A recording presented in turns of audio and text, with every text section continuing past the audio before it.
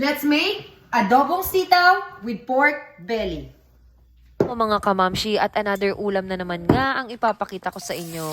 At for today's video nga, magluluto ako ng adobong sitaw. At ayan nga, igigisa ko lang ang sibuyas at sasamahan ko na rin yan ng bawang at igisa ko lang yan ng ilang minuto. At pagkatapos nga niyan, i-add ko na ang ating pork belly. Para sa ating pork belly, mas masarap po pag medyo mataba ang inyong karne, lalo na sa mga panggisa at sa gulay. Maganda yan na iyan ang ginagamit nyong pangsahog. At after lang yan mag-golden brown, titimplahan ko na nga yan with soy sauce. Pati na rin ng ating black pepper. At pagkatapos nga ng ilang minuto ng paghahalo, pwede na yan lagyan ng tubig para lumambot ang ating karne. Hintayin nyo lang ng ilang minuto hanggang sa lumambot ang inyong karne at pwede nang i-add ang ating gulay. So ayan nga ang ginamit ko, sitaw.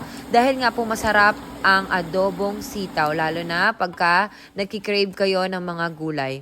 So para sa ating adobo, wala po tayong ilalagay na suka dahil hindi naman po lahat ng adobo ay may suka. So ayan lang, para lumambot ang ating gulay, naglagay lang ako ulit ng tubig at tinakpan ko nga yan. After ng ilang minuto, tapos na ang ating gulay. At kung mapapansin nyo nga, medyo marami tayong sabaw dahil nga po gusto ng mga bata na isinasabaw yan sa kanin.